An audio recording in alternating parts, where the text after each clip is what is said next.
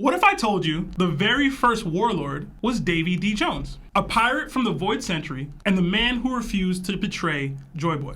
The world government has always used the same survival strategy. Recruit your enemy, turn power into obedience, trade freedom for a seat at the table. They offered King Harold of Elbaf the exact deal 38 years ago. But this coercion didn't begin recently. I believe it began with Joy Boy. Joy Boy was the first pirate. Some would say the original pirate king in spirit, a symbol of liberation. And besides him was Davy Jones, a rival equal in might and bound by brotherhood. Two pirates united by dream, but divided by ideology. While Joy Boy wanted freedom, Davy Jones strived for power. This pattern repeats across pirate history. The top rivals of the pirate world are often friends at heart. Roger and Whitebeard, Shanks and Mihawk, Kaido and Big Mom. All dangerous rivals rooted in mutual respect. Emu feared Joy Boy's future, so they targeted the one man who could reach him, Davy D. Jones. A secret deal, immense influence, and control of the seas in exchange for Joy Boy's head. The prototype of the modern warlord system, and the same deal they offered Harold for rocks. But Davy wouldn't betray Joy Boy. He took the power, but not the order. He betrayed Emu and not his friend, and that betrayal forged the Davy clan, the broken promise bloodline, descendants of Davy Jones himself, the oath breakers and the ones who refused to comply. Centuries later, Roxy Xebec calls himself a believer in Davy Jones. And ironically, he too made a deal with the government to conquer Hachinosu, but he kept it as a pirate paradise instead, betraying them just as his ancestor did. And Rox cherished a friend the same way Davy did with Joy Boy, King Harold. So when Harold accepted the government's offer to take Rox out and acted on it, Rox wasn't just angry, he was heartbroken.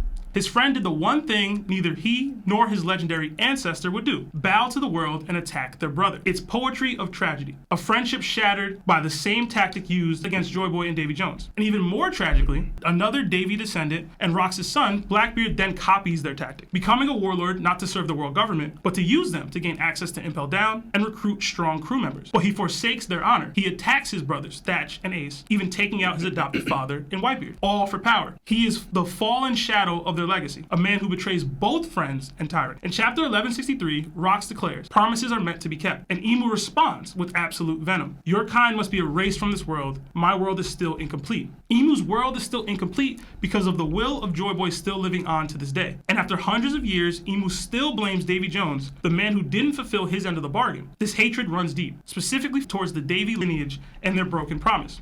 So deep, it sparked a celestial dragon hunting competition on the hidden homeland of the Davy clan. Genocide for a single betrayal. Joy Boy fought for freedom, Davy Jones fought for power, Rox fought for both, and the Davy clan still carries the truth. Promises are meant to be kept, unless they're forced by gods. I mess with it heavy.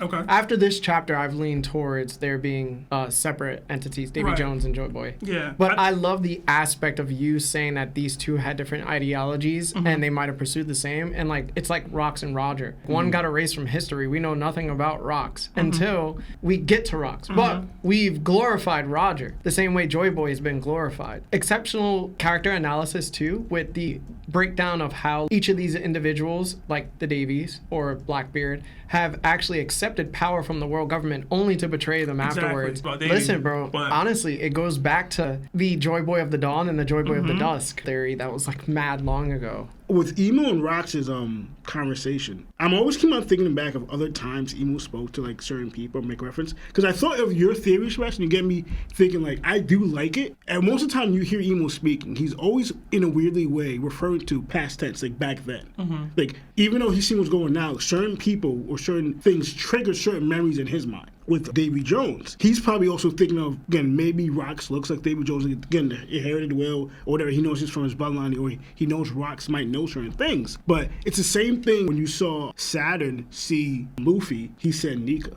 And so every time you really see the Gorosei in their link with Emu, you make these references, you see them focus on the past. And these figures who are inheriting their will, it looks like them, he's thinking of what impact they're going to do that's going to bring back the past, which already had so much taken out already. Like history, the Void Century, all that stuff. So I was thinking of like, when people say certain things, if it's bold or if it's ...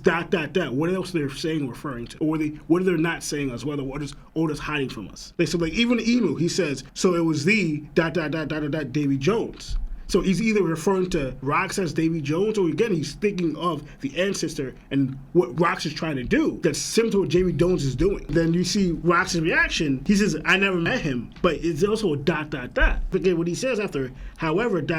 Promises are meant to be kept, and the promises are bold. What is Rox trying to do? Is he kind of do exactly what Davy Jones doing, or because we don't know if he understands the Pontigus. We don't know if he has scholars, or we don't know how much he knows about certain things, or again the final island, or how much he knows about the vote. Essentially, they don't really elaborate on it. The legendary fruits that he mentioned, we still don't like. Again, Rox says certain things. It's so vague. We're like, all right, what did he mean by that?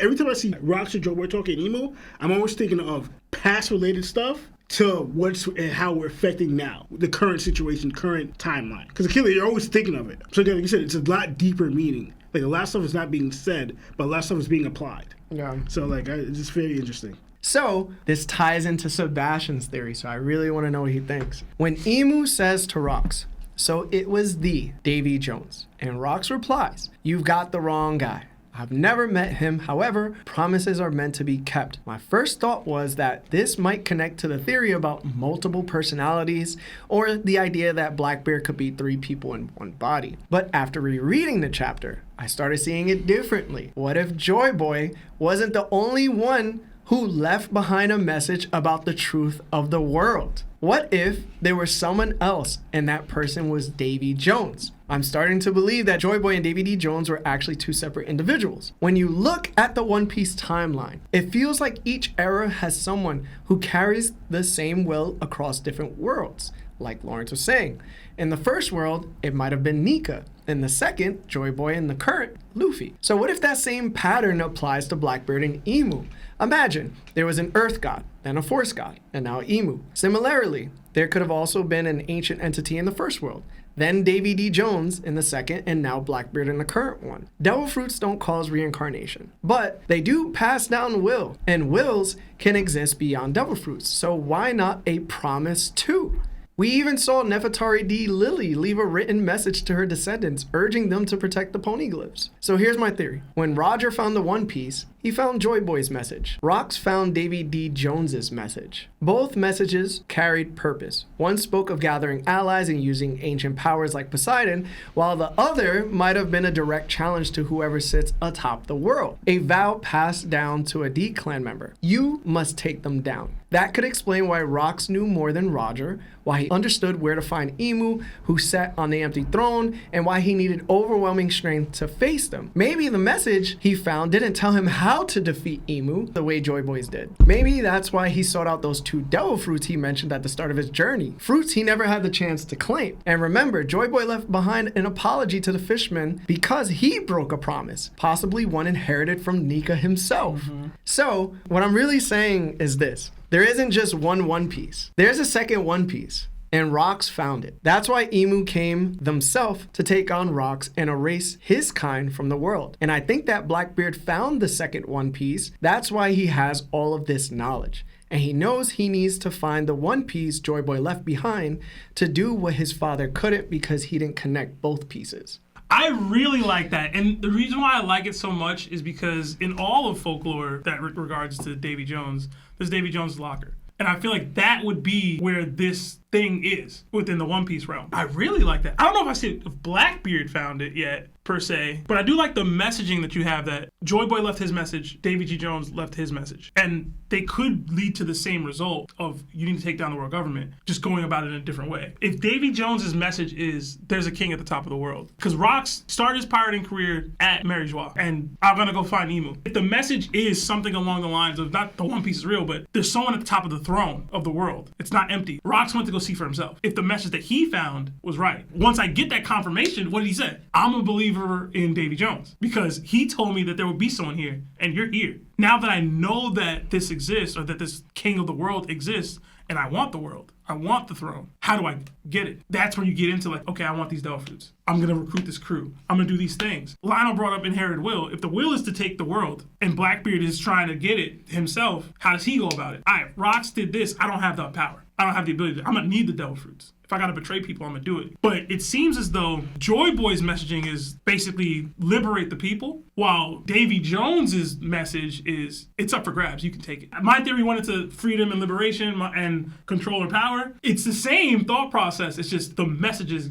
you have to find it. You know, what you do with what you will, what you find it. I like it a lot too, because there's more than meets the eye. And that's in like almost every single arc. What the world sees is this, but always there's more that meets the eye. We see it through Emu, his words, my world. We also see it through Kaido, when Albert thought he was Joy Boy. He goes, do you think I can change the world? And then he also says, I'm the only one that can. If you think of that concept right here of what Emu did, Kaido's statement there, and then all of One Piece, then you think of what Rock's is trying to do, because Rock's is trying to become king of the world. For what? And then you think of One Piece is, all it points to is to shape the world to how you see fit. That is all of One Piece. Think of even Luffy's dream, that we all understand that's supposed to impact the world in some way. Joy Boy, even Vegapunk's speech, talked about how Roger Price, they found out the secret, but they didn't do anything about it because they were too early. But again, there's a point in time to shape the world. But ultimately, going by Emu shaped the world to what he wanted, which is this. I want to rule, but I want to enslave practically everyone underneath my rule for whatever reason he saw it right to do that. This show's also about freedom. It's to shape the world where everybody's free in a way.